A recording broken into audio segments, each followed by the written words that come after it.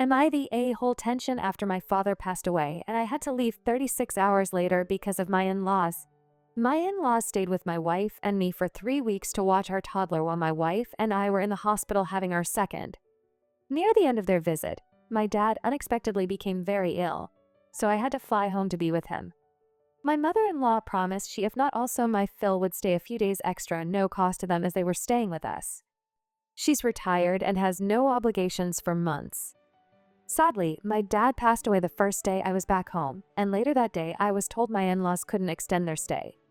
They had zero reason other than they telling my wife they were tired, as though I wasn't after caring for a newborn and watching my dad die, and wanted to go home. They haven't explained it to me or apologized for this. As a result, I had to leave my hometown and grieving mother just 36 hours after my dad passed. I had to care for a newborn and toddler while still in complete shock and utter exhaustion so my in-laws could go back to their cushy life. They want to come visit in less than a month, and when I told my wife I'm not comfortable with that, given what they did, my wife said it made her uncomfortable and overwhelmed. She agrees what they did was awful, but won't say anything about it to them and expects me to just accept them visiting despite how I feel. Am I the a-hole if I set a boundary and insist I'm not comfortable with them coming so soon?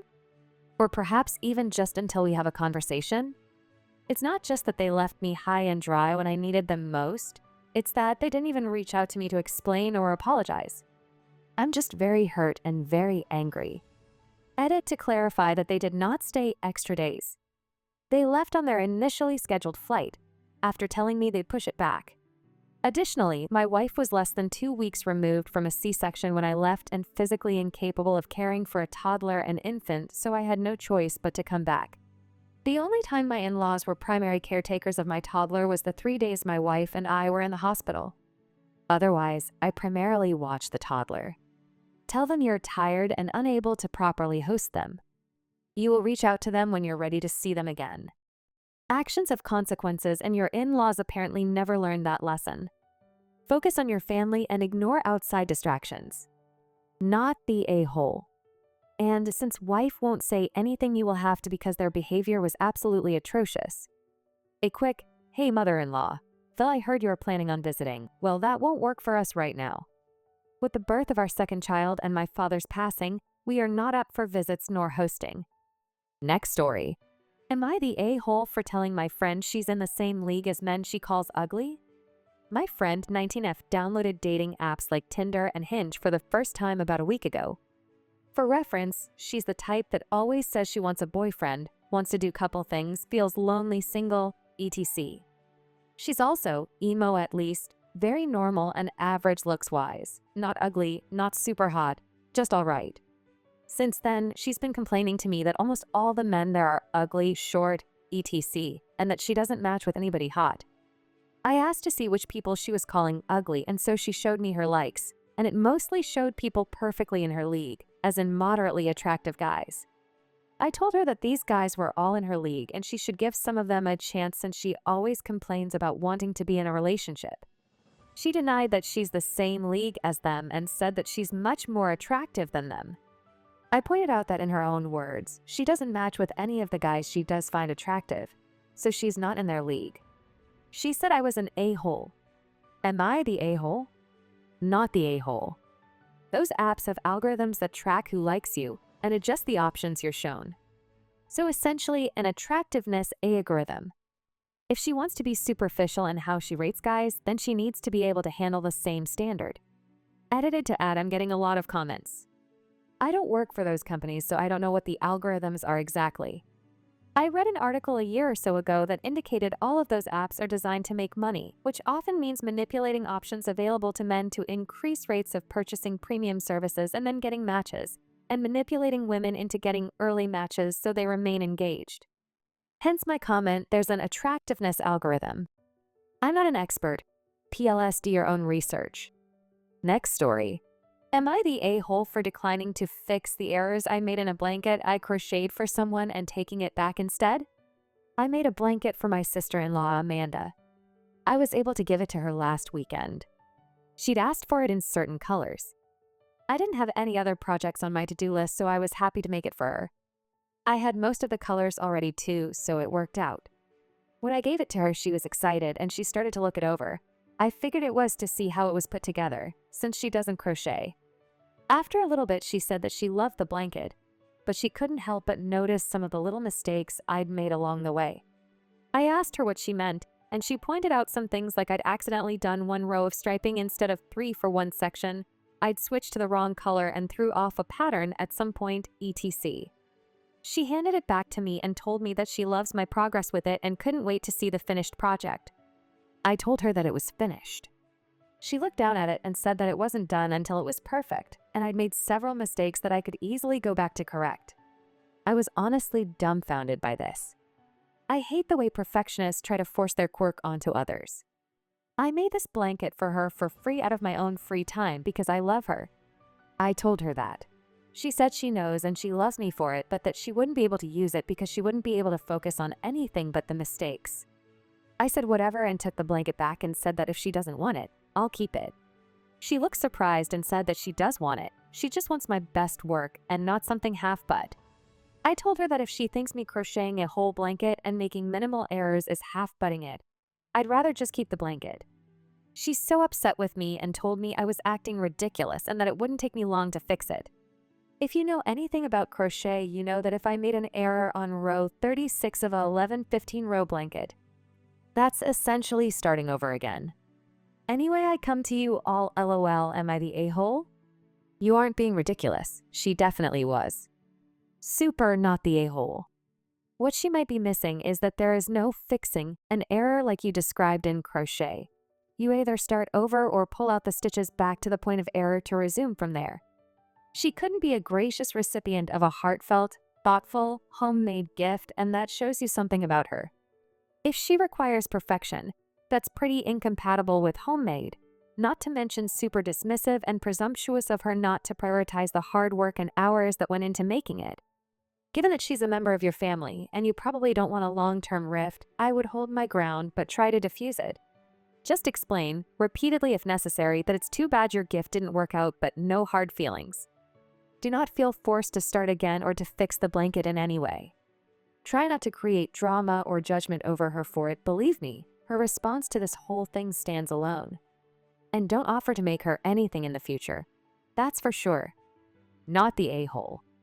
Edit to add, by no hard feelings, I want to clarify I'm focusing primarily on how I suggest Opie express her feelings to others in the family for the purpose of peacemaking. My personal take is that Syl's actions stand alone, and if Opie keeps it unemotional and doesn't engage in any back and forth about it, that would be best. I would certainly be offended by Syl's words and behavior though. I knit. I know an error I made in row 12 isn't fixable unless I undo everything above row 12 and reknit it. Obviously impossible if the work has already been cast off. Your next gift to miss it has to be perfect should be a how to crochet book, a couple of different sized hooks, and a nice selection of yarn. Or maybe you could get an actual kit. Give it to her with great excitement and gush how much you're looking forward to spending time crocheting with her and how thrilled you'll be when she can match you stitch for stitch. Inform her how satisfying it will be for her to crochet her own perfect blanket to her own standards. Lucky Amanda. Not the a-hole, and I really admire anyone who can crochet. Next story. Am I the a-hole for playing a voice recording to prove to my friend her daughter isn't nonverbal? So I 30F have a friend 34F that has a nonverbal daughter 3F, let's call her Allie. I watch her 4 days out of the week in my in-home daycare. I require contracts for every child, and she never filled out the special needs section. And at no point when she asked me to take Allie did she mention any type of speech delay or non-speaking issue. Although Allie didn't speak much at first, I figured she was shy. She communicated her needs to me very well and said small things to me frequently. Last month I was in the bathroom. I keep the door barely cracked with a wedge so I can listen for any dangers and they can't walk in on me or see me. She walked by and said, "Ew, you stinky." I laughed and told her mom at pickup what she said, and I was met with, "She isn't verbal, why would you mock her?" I reassured her that Allie has spoken to me quite a few times and I thought that it was a huge milestone from when she first arrived and was barely saying anything. She told me she didn't believe me and that it was messed up that I would make up something like that to upset her. I told her that I wasn't trying to upset her, but I wasn't lying either. I didn't press the issue further. Here's where I might be the a-hole. I decided to record Allie a voice recording, not her face telling me her name and what her favorite animal is. I had full intention of showing Mom the recording, but I was scared at first because of her blow up at me and I didn't know how she would react. After a few short pickups and drop-offs, she told me it was water under the bridge and that she didn't want to talk about it anymore. She even insisted that I went to the birthday party. After that, I was just happy Allie could continue, and I ended up forgetting I had the recording at all. Fast forward to Friday, about a month later, she had a birthday party for her other child. At the party, I was socializing with other family members. Honestly, I'm a total dumb for forgetting that her family fully thought that she was nonverbal. I mentioned the funny things Allie has said to me while we were reading an animal book. Turns out the person I was talking to was her sister, and she started yelling at me saying, "She is nonverbal, why are you lying?" Both her and her sister start berating me, saying that it's seek it up, that I'm making this up about Allie being verbal. At this point, I'm tired of being called a liar. I have 2 disabled children whom my son was nonverbal for many years. I wouldn't lie about something like this. So while everybody was staring at me, I was scared and felt backed into a corner. So remembering I had the recording, decided to prove my case and play the voice recording. Everybody was shocked and my friend told me to leave. I told her I didn't want to cause issues, but I'm not going to be berated and called a liar. She said that I crossed the line recording her daughter and that I'm in a hole for embarrassing her at the party. Now I feel horrible and wondering if I should have just let it go. Edit for clarification and extra context. Whenever she would pick up and drop off, she wouldn't ask me much other than, "How was her nap? How much did she eat?" And I would hand her the daily report. Then she would leave and not stay for small talk even when I would try to initiate. I know people have busy lives, so I'm not going to try to make them stay and talk to me about their life story.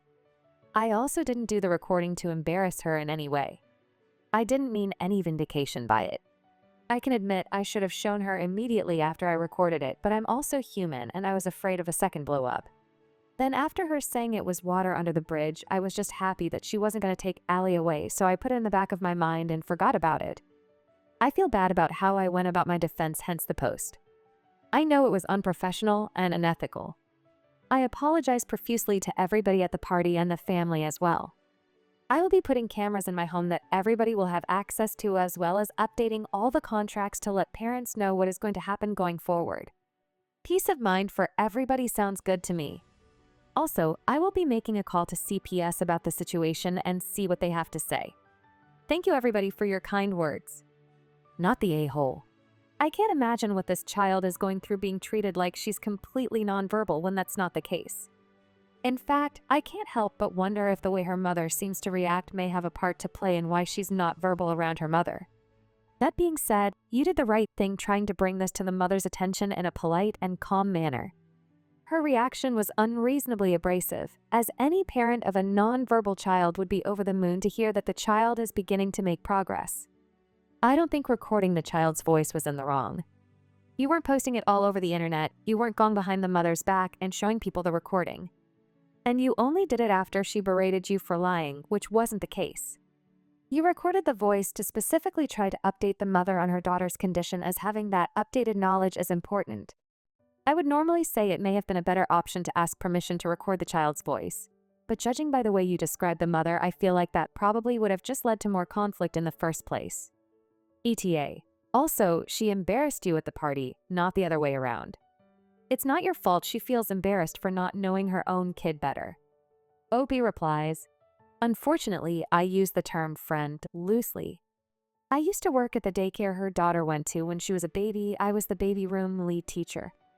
I left the daycare about 2 years ago after dealing with other teachers trying to verbally/emotionally abuse the toddlers. I called the state on them and they told me to keep my mouth shut or I'll be fired, so I left. When she got wind that I had an in-home daycare about 2 months ago, she called and asked for a spot. Up until a month ago, she seemed nice and well put together, but now I'm not so sure. This made my call CPS spidey senses tingle. What on earth is happening in that home that this child will not talk in front of her family?" OP replies, "I used to have Allie at the daycare I was previously working at when she was a baby. I ended up leaving because the other teachers were borderline abusive emotionally/verbally to the toddlers in the room next to me. I called state on them multiple times, but nothing was ever done. I left there 2 years ago. My friend said she continued at that daycare up until 2 months ago. She confided in me saying that Allie was abused at the daycare, but didn't get into details. I told her why I left the daycare, and that's when she asked for a spot at my in-home daycare, and I obliged. Since then, I have noticed that Allie gets scared very easily. If she drops something, she immediately gets scared and says, I sorry. But other than that, I haven't seen really any other signs. But I'm also not a psychologist of any sort. I've taken classes before on child abuse, but I think I need a refresher course. Not the a-hole. Why are they so fixated on the child being nonverbal like it's some kind of badge of honor? Are they getting some kind of benefits out of it? OP replies, I'm not really sure. My son was nonverbal until he was almost 5. His first word was pizza LOL, and I was so elated that I threw a party LOL. Next story. Am I the a-hole for uninviting 25 family members to my wedding 6 weeks to Showtime? I have had this Halloween wedding planned for 2 years. The venue I wanted has a wait list. All of a sudden, my mom and grandma decided the wedding was satanic and want me to make last-minute changes. I told my mom and grandma a firm no. 2 years my family has known about this, and because I have told them no, half my mom's side thought they would be cute and say they aren't coming in a random butt power struggle. I told them fine and canceled everyone invitations who complained or backed my mom or grandma on this. One of my sisters acted like she stepped out of bridesmaid duty, so I replaced her. It was about 25 people that decided to act stupid at less than 6-week mark, so I sent out uninvited invitation and I sent out new QR codes for those attending, and the venue will check in by only those to let people in. My aunt, who is one of the uninvited, told me people are allowed to disagree with me, and that doesn't mean can pull an invitation from a wedding that they have made plans to attend. I told my aunt they had 2 years for complaints, but saying you are not going at 6 weeks before my wedding is crap, and everyone effed around and found out. I will not be bullied by my family over this. Not the a-hole. Sounds like a blast. Which bride are you dressing as? OP replies, a light blue corpse bride dress, and then I'm gonna have light blue hair. I hope you guys like this video. If you did, make sure like, comment, share, and subscribe the channel our posts.